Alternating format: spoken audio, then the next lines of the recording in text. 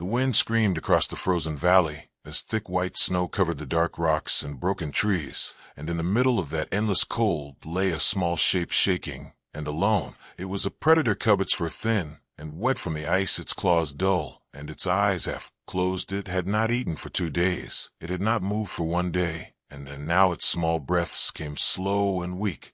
The tribe had left at dawn. They marched fast through the pass without a single glance back. The leaders had said the cub was not strong enough, not fast enough, not fierce enough. It would only slow them down, and weakness was death in their world. So they left it behind in the cold with no food and no fire, only snow and wind and silence. The cub made no sound. Now its voice had gone hoarse from crying. It no longer hoped someone would come. Its kind did not believe in second chances or mercy, and the cub knew it was dying slowly and quietly in the snow, and the world would forget it ever lived. But far above that frozen land, in the dark sky above the clouds, a human ship flew low through the storm, its engines humming like a tired animal. The pilot inside watched her screens with a tired look. Her name was Captain Sarah Knox, and she was not in a good mood. She had been flying for 10 hours through bad weather, carrying supplies to an outpost that did not even like humans, and now her comms were full of static and her food was cold. Then a sound came through the speakers, a sound that did not belong, a small, sharp cry, not like static, not like wind. It was the sound of something alive, and in pain Sarah blinked and leaned forward, checking the sensors again, but nothing was showing, just rock, snow, and wind. She turned to her ship AI called Merlin and said, "Did you hear that?" And Merlin answered, "Yes, Captain, but there are no life signs. It must be an error." But Sarah was not so sure. She had been a soldier once, and she knew the sound of real pain. She had heard it on battlefields, on ruined ships and refugee camps. It was the sound of someone small and scared and left behind. And even though she knew this planet was marked as dangerous, even though she knew the laws said, "Do not interfere," she found her hands moving the controls, bringing the ship lower, closer to the ground. Snow slammed against the windows as the ship hovered above a steep hill, and then a shape appeared on the screen, small and barely moving, half buried in the snow. And Sarah whispered, "No way, that's real," and yet it was. She put on her coat, grabbed her scanner, and stepped out into the storm. The cold hit her like a hammer, but she kept going down the hill, her boots crunching the snow, and the wind pulling at her coat. And when she reached the shape, she stopped breathing for a second. It was not human. It was a cub covered in fur and ice, its limbs too thin, its ribs showing, its claws broken, and eyes glowing faint yellow. It looked up at her with no strength left, no fear, just quiet pain and slow breath. Her scanner beeped fast, showing high danger signs and red warnings. The data said this species is aggressive, do not engage. But Sarah did not care, not now, not here. She looked at the cub for a long moment, thinking about all the things that could go wrong, thinking about the bounty laws and alien rules and the prison sentence, waiting if she made the wrong choice. Then she reached out and lifted the cub gently into her arms, and it made no sound, no move, just rested its head against her chest, as if it had already accepted anything, even death. Sarah walked back up the hill, holding the strange little thing against her body, trying to give it some warmth, some chance, as the snow tried to pull them both back down, and the storm screamed louder around them. Inside the ship, she placed the cub on a padded bench and wrapped it in a blanket, and it didn't fight, it didn't bite, it didn't growl, it just looked at her with tired, glowing eyes, and then closed them. Merlin spoke again, "Captain, this action is illegal. This creature is listed as hostile and dangerous. You must report this now." But Sarah just shook her head and said, "Not today, Merlin," and sat beside the small alien, listening to its slow breathing as the engines began to hum again, lifting them both away from the cold and the snow and the place that almost became the cub's grave. And far behind them, deep in the mountains, the tracks of a tribe had already vanished under fresh snow, leaving no sign that anyone had ever been there, or that they had left something behind, something they thought would die. But the galaxy had already changed, and none of them knew it yet. The cub slept for almost 10 hours, without moving, without twitching, and without making a sound, and Captain Sarah Knox stayed close the entire time, sitting by the bench, watching its chest rise and fall slow and unsteady. And though the creature looked small and helpless, her mind kept turning in circles, because she knew what it was and what she had just done, and every warning in the ship database said she had made a terrible mistake. The creature was a young male from the Corin species, a predator race known across 10 systems as violent killers, strong and fast, and raised to hunt and fight, and never stop, and never show weakness. And the worst part was that this was not just some cub from a forgotten world. This was a pure-blood Corin from the Bloodclaw tribes, the most feared of them all. And Sarah had just brought one aboard her ship. She leaned forward and checked the readings again, and the scanners still flashed red: hostile, dangerous, restricted species. Report to command immediately, unauthorized contact punishable by law. And still she did not move. She just stared at the cub's face, and remembered the way he had looked up at her in the snow, not with anger, not with fire, but with silence, and something else, something close to surrender. Her fingers trembled slightly as she reached for a water flask, and carefully lifted the cub's head. He was warm now, wrapped in layers of blankets and heated cloth, but still very weak, and when the water touched his lips his eyes opened slowly, and she saw him, really saw him, glowing yellow eyes, sharp black pupils, surrounded by soft fur covered in frost burns and healing scars, but his gaze was not wild or cruel, it was tired. He drank without fighting, and she whispered, "Easy there, little guy, slow and steady," and when she tried to pull back, he made a low noise, a sound like a growl, but not meant to threaten. It was soft, quiet, almost confused. She paused and said, "You're safe now," but he only stared back. Sarah stood and walked toward the command deck, her mind spinning and her chest tight. She had served in war, seen planets burn and colonies fall. She had lost friends and watched soldiers turn to monsters, but nothing felt more dangerous than the choice she had just made. Because in saving one small predator, she may have declared war on her own kind without even knowing it. Merlin, her ship's AI, activated as she entered the deck and said, "Captain, I must ask again for the record, will you report this encounter as required under Galactic Contact Law Section 427? And she answered in a low voice, "No, not yet, not now." And Merlin replied, "Be advised, this choice creates a legal risk level 8 and places this vessel under unauthorized status. Do you confirm?" She nodded once and said, "I confirm." She turned her eyes to the dark space outside the ship, the stars blurred by thin clouds and snowstorms. Below, her course was still locked to the outpost, but she knew she couldn't go there, not with the cub on board. They would scan the ship, they would find him, they would take him, and do who knows what, maybe experiments, maybe execution, maybe worse. So she changed course, punching in coordinates to a quiet moon she had visited long ago, a place with no cameras, no guards, and no questions, and Merlin said new destination, accepted, estimated arrival in 16 hours. When she returned to the cub, he was sitting up now, weak, but alert, his claws twitching, and his nose sniffing the air. He looked around the room slowly, then back at her, and she noticed something strange, not fear, not hatred, not even confusion, but curiosity. She knelt down and said, "You got a name, little guy?" And of course he didn't answer, but he tilted his head and made a low sound like a hum or a question, and she smiled just a little and said, "I'm calling you Run." "All right, you don't have to like it, but it sounds strong like you." And the cub blinked once slowly, as if testing the sound inside his mind. Then he pointed to her chest with one claw and made another sound, this time sharper, and she realized he was asking something, and she tapped her chest and said, "Sarah, that's me, Sarah." And he repeated it badly, his mouth not used to the shape of human words, but close enough. The ship shook slightly as it left the atmosphere, and Sarah sat beside the bench again, handing Ruin a small food bar, unsure if he could eat it, but needing to try, and to her surprise he sniffed it, licked it, and began chewing carefully, his eyes never leaving hers. Hours passed, and Ruin did not sleep. He watched her, and she watched him, and each time she moved he reacted not with fear, but with study, as if learning everything about her, every motion, every sound, every breath. And Sarah remembered something one of the old war scientists had said once about the Corin: they learn fast, faster than any species we've seen, and they don't forget. He was learning now not just language, not just movement, but something deeper, trust, maybe, or at least the beginning of it.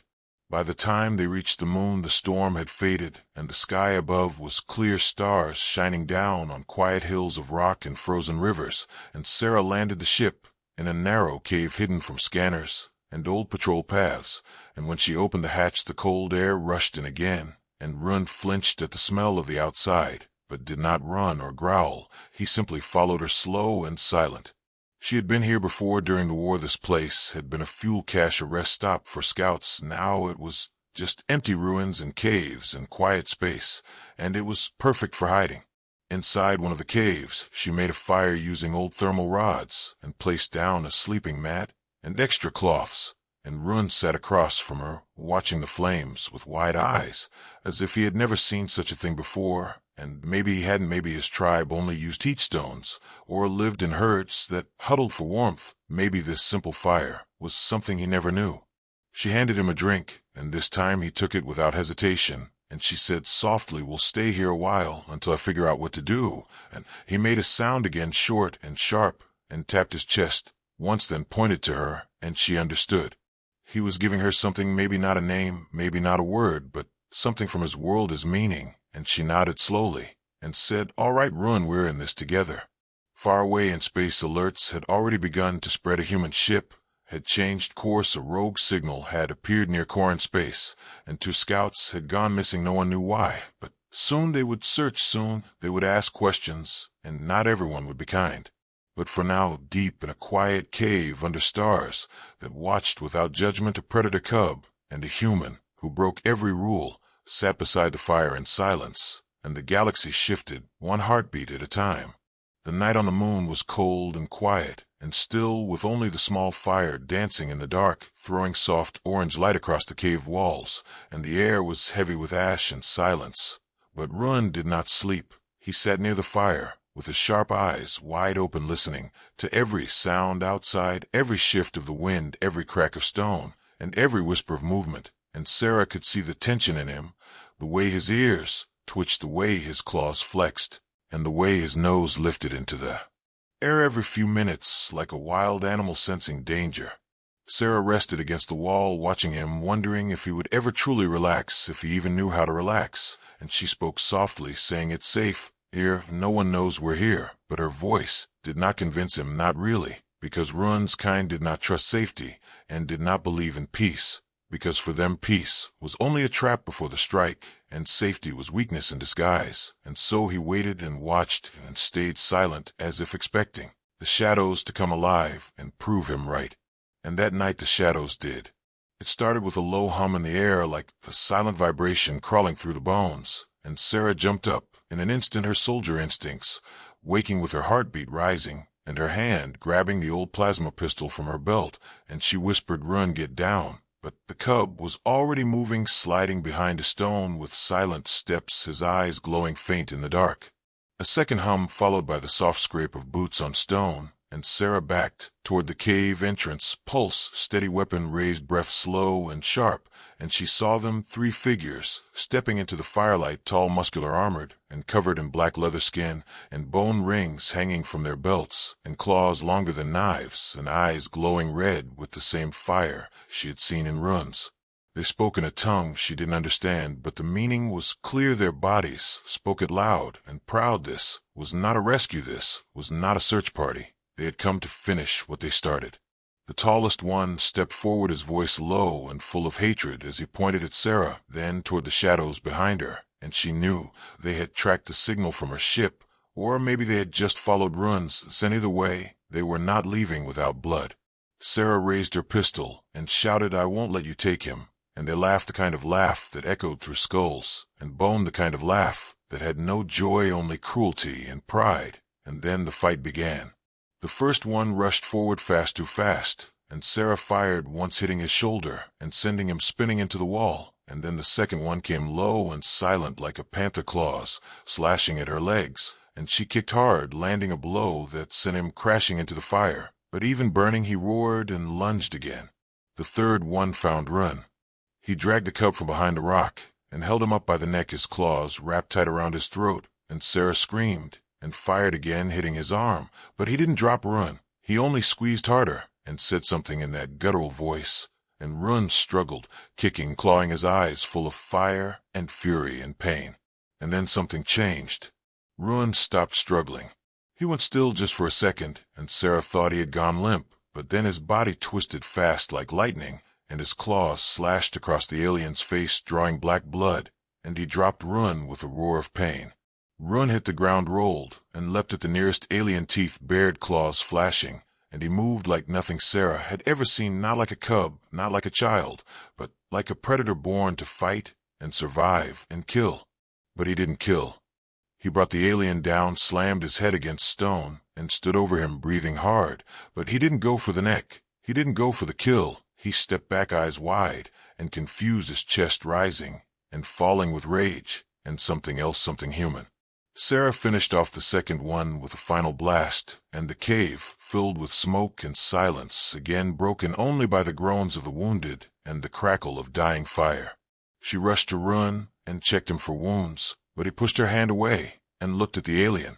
He had spared his own kind, left him to die, and came back to erase him, and still he didn't take revenge. Sarah touched his shoulder and said, "You had the chance," and he shook his head slowly, as if saying no, as if saying not me, not like them. The first alien, the leader, sat against the cave wall, clutching his burned arm and watching Ruin with pure disgust, his voice low and full of venom as he growled something and spat on the floor. And Sarah knelt beside him and said, "Why did you come here? Why kill your own?" And the alien glared at her and said, "He is weak, broken, born with a limp heart. He should have died in the cold, but you gave him heat and food and lies." Sarah's jaw clenched, and she replied, "He's stronger than any of you, because he chose not to kill you." And the alien laughed again, that cruel laugh, and said, "He will never be one of us, never be one of you. He is nothing." And Ruin heard every word. He stepped forward, stood tall as much as his small frame could, and looked the alien in the eyes, and said one word, not in the Koran tongue, not in the language of predators, but in broken human. "Enough." The alien froze. Sarah stared. Ruin turned and walked away. Later, when the ship was in the sky again, and the moon was far behind, and the stars stretched ahead, Sarah sat in silence, thinking about what had happened, about the fight, the choice, the word, and what it meant. And Merlin finally broke the silence, saying, "Captain, what is your plan now?" Sarah looked at Ruin, who now sat in the co-pilot's seat, watching the stars, his face calm, but his eyes always sharp, always awake, always waiting. She said softly, "We're going to disappear for a while, find a place to hide, find a way to keep him safe, and maybe teach him more words, more choices." And Merlin replied, calculating safest routes now, and the stars shifted slightly as the ship changed course. Behind them, deep in the shadows of that cold, forgotten moon, 3 broken warriors lay in silence, defeated not by power, but by mercy. And in that moment the galaxy began to change once again, not with war or fire or death, but with the strange soft echo of one young predator, learning what it meant to be something more.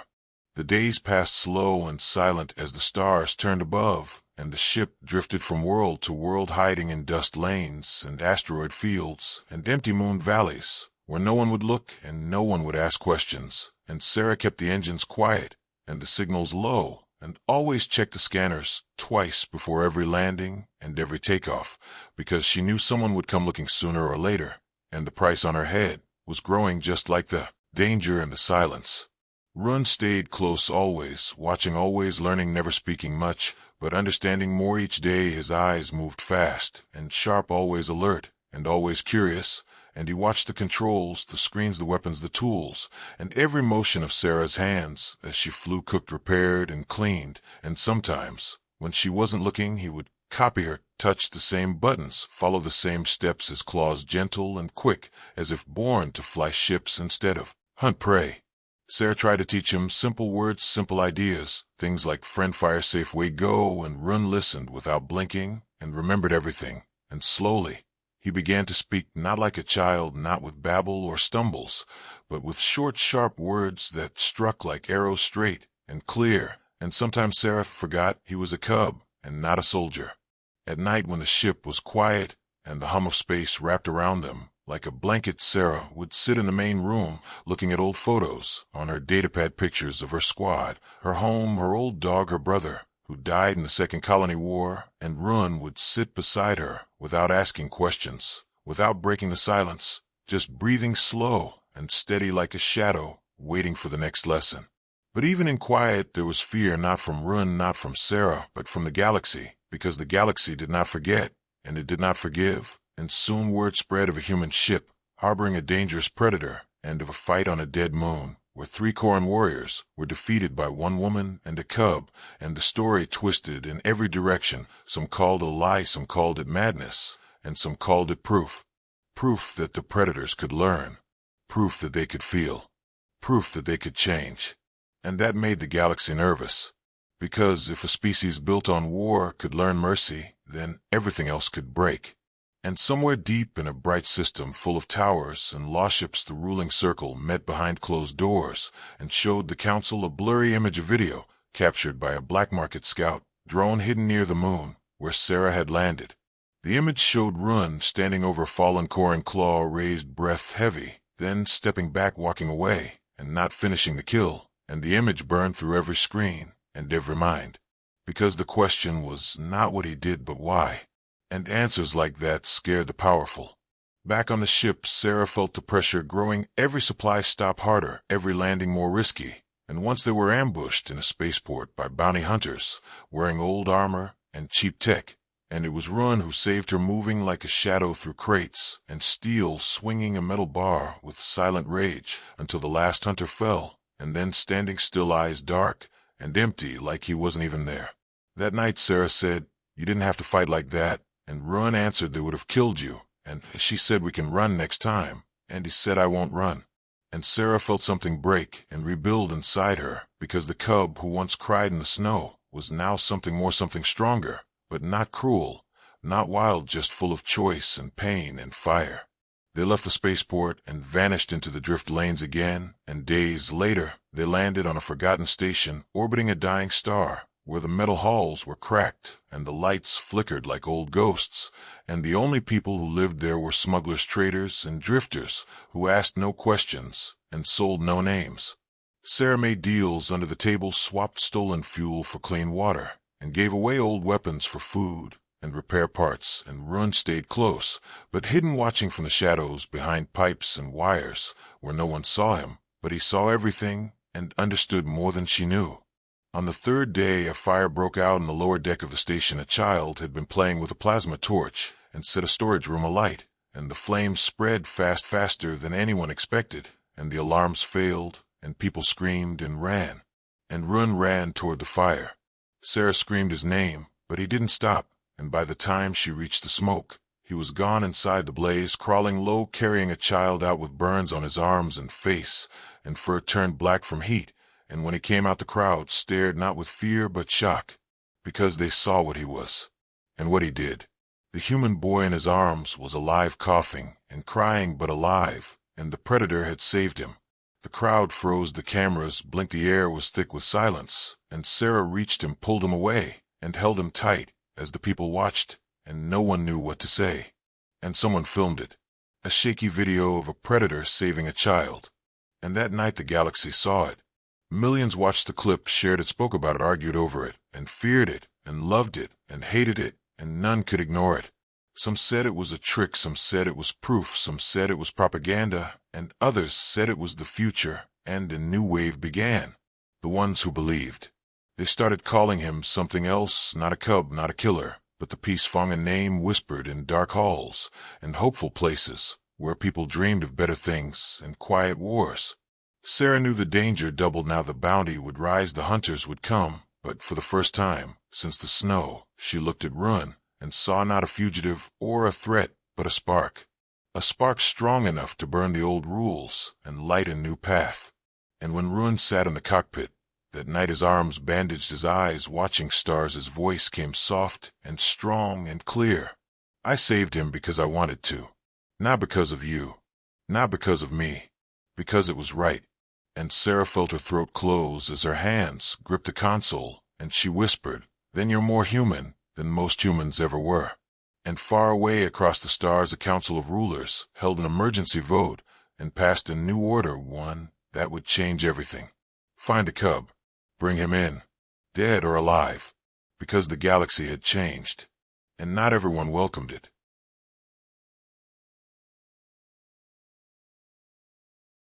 The stars outside the window did not shine the same way anymore. They moved differently now, watched more closely, scanned more often, as if the galaxy itself had turned its eyes to the little human ship and the two souls inside who had broken something ancient and unspoken, and in its place lit a spark that refused to die. Run sat in the co-pilot's seat, eyes locked on the navigation screen, claws resting on the metal frame, silent and still, but inside his heart beat like thunder, because he knew he was no longer just a cub, no longer just a survivor, hiding in the corners of quiet worlds. Now he was a name whispered across space, both feared and followed, both hunted and hoped for, and that truth burned deeper than any wound. Sarah leaned back in her seat, her fingers tight on the controls, her eyes scanning the radar again and again, because ever since the video went viral, the galaxy had changed, and not for the better everywhere. They went, eyes followed them, scanners ran deeper, questions came sharper, and the silence before landing always felt like the breath before a shot. She had seen it on the screens, on black market news feeds, on outlaw broadcasts, and backdoor military chatter. Single word, spreading like wildfire: peace. Fong, the predator cub, who showed mercy, who saved a human child, who did not kill when every law said he should, have made the galaxy wonder if its monsters could feel, and that kind of wonder was dangerous. The bounty was no longer hidden, it was printed in 20 languages and posted across trade hubs, and Silent Moon's dead or alive, highly dangerous, potential threat, classified, anomaly, high priority, contact only with extreme caution, and every word was like poison in Sarah's mind, because she knew what those words really meant. They didn't want answers, they wanted silence.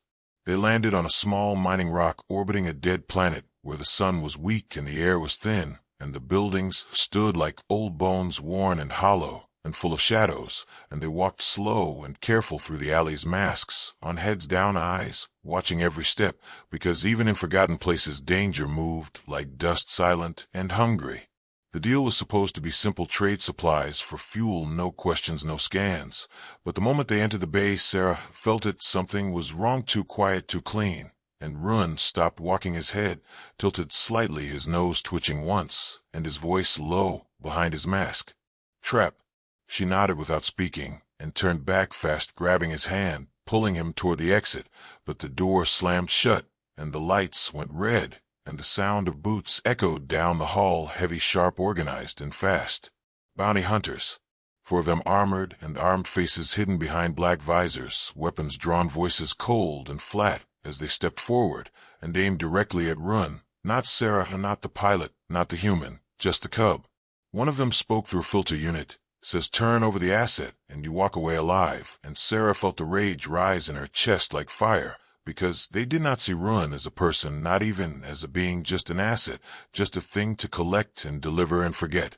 She stepped in front of him, pistol raised, voice calm and strong, but shaking underneath. Not a chance. And the leader tilted his head slightly and said, last warning, lady, the price is higher if he's breathing. And that was all it took. The fight exploded fast, and brutal flashes of light echoing across steel walls, shouts and grunts, and the smell of burning metal and blood and smoke. And Sarah moved like she had back in war, precise, deadly focused. But there were too many angles, too many shots, and they had better gear, stronger suits, smarter targeting systems. But they didn't have Run. He moved like a ghost through the fire, claws, slashing teeth, bared not to kill, but to defend, to protect, to stand not behind Sarah, but beside her, fighting like he was born for it, because he was, but with purpose, now with control. And when he brought down the last one, he stood over him, claws dripping, chest heaving, but he didn't strike again. He just turned and walked away. Sarah followed, bleeding from her arm, limping, slightly, pulling him back to the ship, and they launched before backup arrived, the stars spinning as the engines roared, and she gritted her teeth against the pain and said nothing, not until they were far above the rock, not until the ship was quiet again. Then she looked at him, eyes full of questions and fear and pride, and whispered, you held back again. And Ruin answered, voice soft, I remembered. And Sarah knew he meant the fire, the child, the choice to save, not destroy, and it broke her and healed her all at once. But the galaxy did not care about moments or mercy or memory. It wanted results, and the attack on the mining station only raised the bounty, made the networks buzz louder, and the lies spread faster. And now they were not just fugitives, not just suspects. Now they were targets on every radar, from the core to the rim. And yet there were voices rising in the dark, voices that asked why, voices that whispered maybe, voices that wondered if the peace Fong was not a threat, but a sign. If a predator could choose not to kill, maybe others could too. And that thought was louder than gunfire in the halls of power. The next planet they visited was a farming world, green and peaceful, untouched by war or fear. And for a moment Sarah thought, maybe they could rest, maybe just a few days, maybe long enough to breathe. But when they stepped into the market, 2 guards spotted them, scanned them, and froze, and one of them reached for his comm. But something unexpected happened. A woman stepped forward, grabbing the guard's wrist and whispering something sharp and fast, and the guard lowered his hand and stepped back. And the woman looked at Sarah and said, "Quietly, go now, before they change their minds." And when Sarah asked why, the woman only smiled and said, "I saw the video, my son saw it too. And he said, maybe monsters are just stories." They left without a word, and that night Sarah cried for the first time in years, not for fear, not for pain, but because someone had seen what she saw, someone believed. Ruin watched her with quiet eyes and placed his small clawed hand on hers, not speaking, not asking, just being. And it was enough. But deep in the halls of the Galactic military, a new plan was taking shape, a mission with no limits and no rules, a black operation designed for one thing: to find the human, to capture the cub, to erase the story, and silence the truth. Because the galaxy was listening now, and the peace Fong had become more than a myth, more than a mistake. He had become hope, and hope was the most dangerous weapon of all. The ship was silent as it drifted toward the edge of the core worlds, wrapped in shadows and chased by light engines low and energy hidden. As Sarah stared at the controls and said nothing for the first time in hours, because her mind was full of things she could not say, and her heart carried weight heavier than the ship itself, and she knew the next step was not survival, it was sacrifice. Ruin sat beside her, his eyes dim, his shoulders still and quiet, and his claws wrapped around the old flight blanket she had given him many nights ago, when he still shook in his sleep and called out in dreams that no human could understand. And now he was silent, but not because he feared anything, but because he understood everything. They had run long enough, and they both knew it. The call had come 3 days ago, not from an enemy, not from a hunter, but from the Galactic Council itself, a transmission sealed and formal, and heavy with words like surrender and protection and promise and warning. And Sarah read it twice, then a third time, and then closed it, and sat still for a full hour, while the engines hummed, and the stars crawled by like slow tears. They wanted him to come forward. They wanted to put him on trial. Not a court for crimes, not a hearing for punishment, but something else, something new, something strange, a gathering of minds, both human and alien, both old and young, to ask one impossible question and try to find a truth that no scanner could read and no machine could decode. Could a predator change? Could a killer become something else? Could mercy grow where only rage once lived? And Sarah knew what it meant. A trap maybe, or a chance, and either way it would end the running, it would end the hiding, it would force the galaxy to look at Ruin not as a thing, not as a bounty, not as a story, but as a being who had chosen to walk a different path. And so they went. The station was orbiting a dead world near the edge of the trade networks, far from any war zone, but filled with more power than any battlefield, a place where voices shaped laws and laws shaped history. And the docking bay was full of guards and lights and cameras and drones and silence. They stepped out together, hand in hand, her pistol left behind his claws, covered by soft gloves, his face calm and proud and scared all at once. And the people watched them like they were ghosts or gods or something between, and no one spoke as they walked the long metal halls toward the chamber where everything would change. Inside the council chamber, voices echoed in 50 languages, and 50 tones, translators humming, and datapads glowing, and every eye locked on the small figure who stood in the center of the floor, not tall, not fierce, not wild, but still and waiting and ready. The lead speaker, a woman with silver skin and 6 eyes, rose from her seat and addressed him, not with anger, not with command, but with something like respect, and she asked him, her voice soft and wide like space, "Why did you not kill?" And Run looked around the chamber, saw humans and Koran and others from worlds he had never known, and then he looked at Sarah, and then he answered in simple words with no fear, "Because I was shown another way." She asked again, "Who taught you that way?" And he pointed to Sarah and said, "She did." The voices rose, some in disbelief, some in awe, and the council leaned closer, and one of the Koran elders stood, his voice low and shaking. "You are Bloodclaw born. You were shaped to fight, shaped to rule, shaped to take. Yet you chose to spare your prey. Do you reject your blood?" And Ruin answered slow and strong, "No, I carry it, but I control it. Another voice asked, "Are you a threat to the people of the galaxy?" Ruan looked at the floor, then back at them, and said, "Only if I am forced to be." The questions came harder now, sharper, and full of challenge voices, demanding proof voices, calling him a danger voices, asking if he was just a clever lie, or a new weapon, or a soft edge of a sharp war, and through it all he stood silent, until they let him speak. And when they did, the room fell still. He said, "I do not ask you to forget what I am. I do not ask you to trust what I might become. I only ask you to see what I have chosen." And he held up his claws. These were made to cut and kill and destroy. But they have also carried a child from fire. They have held back from death when it was easy. They have built instead of broken. I cannot change what I was born to be, but I can decide what I will be next. And if I am allowed to live, then I promise I will not waste that gift. The chamber fell into silence, so deep even the drones stopped moving, and Sarah sat in the back holding her breath as the council closed the doors and began their vote process that would decide not just Run's fate, but perhaps the path of 1,000 futures. The vote lasted hours, and then the doors opened. The silver-skinned speaker returned and said the decision of the council has been made, and it was not a sentence, but a statement of choice that carried the weight of a galaxy behind it. The Peace Fong will not be punished. He will not be studied like an object or hunted like a beast. He will be protected and watched and allowed to grow. And those who wish to learn from him may do so. Under one condition. He must not be forced to be anyone's symbol. Only himself. Run stood quiet, then nodded once, and Sarah felt her knees weaken not from fear, but from something she had not felt in a long time. Hope. But even as they left the chamber, even as the reporters swarmed and the messages flooded in, and the children waved, and the outlaws whispered, even then the danger did not end. Because somewhere far from the light, in the deep cold parts of the stars, a shadow watched the vote, and clenched a fist, and sent a signal to those who did not believe in mercy, or change, or peace. And that signal held one order: erase the symbol, and the hope, kill the cub.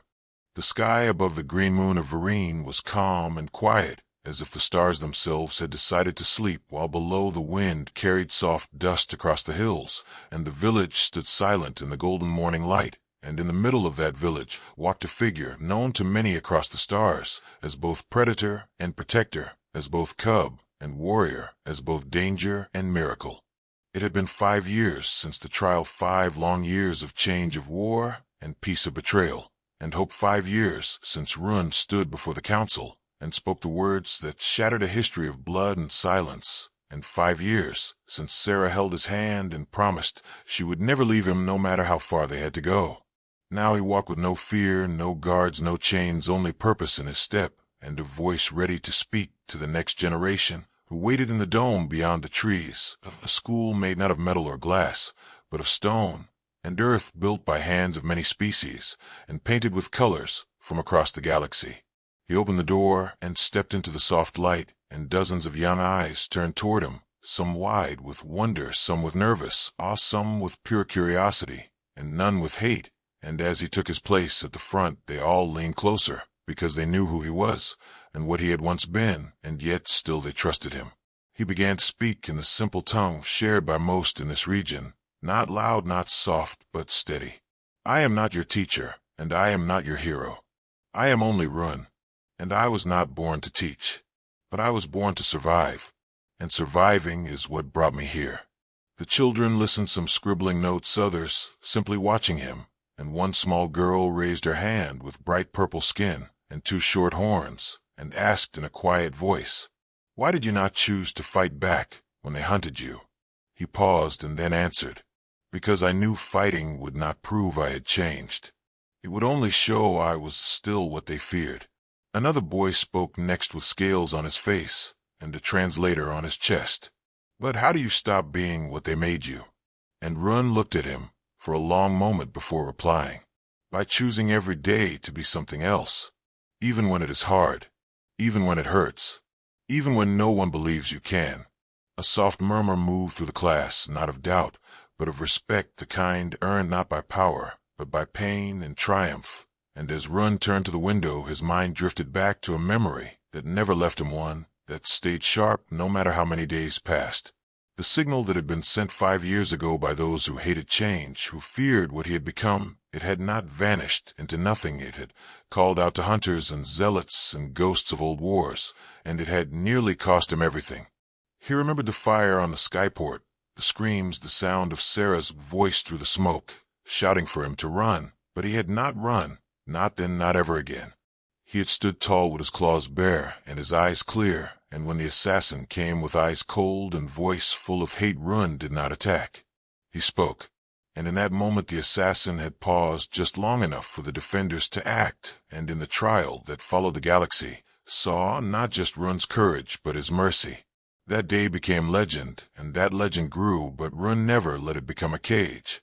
He had not come to be a symbol, only a being who made his own path.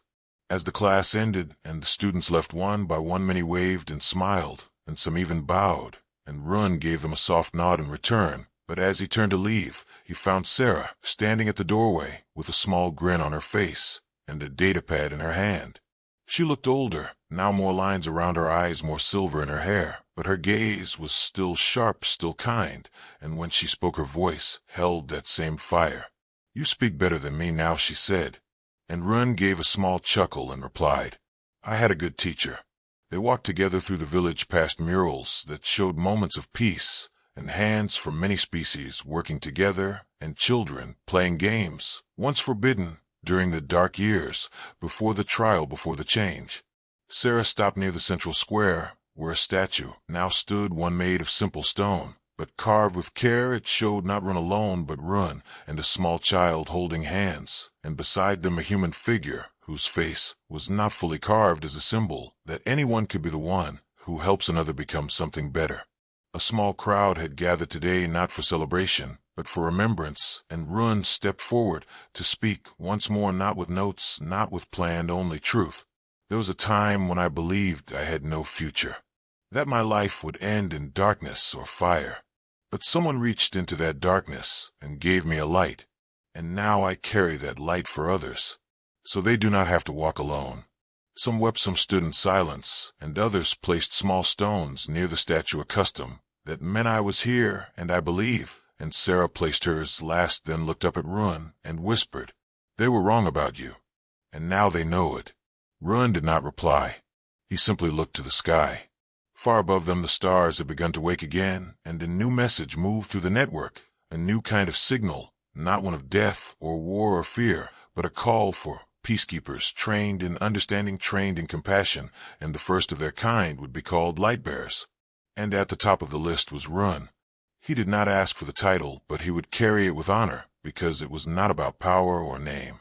It was about what he did with it. As the sun dipped low and the moons rose high, Run stood at the edge of the hill and watched as young ones from many worlds played below, chasing light drones and laughing without fear, and he felt something deep within him, something stronger than instinct, something bigger than vengeance. He felt peace, not just for himself, but for all those who would come next, because the cub that was once left to die had become the one who showed others how to live.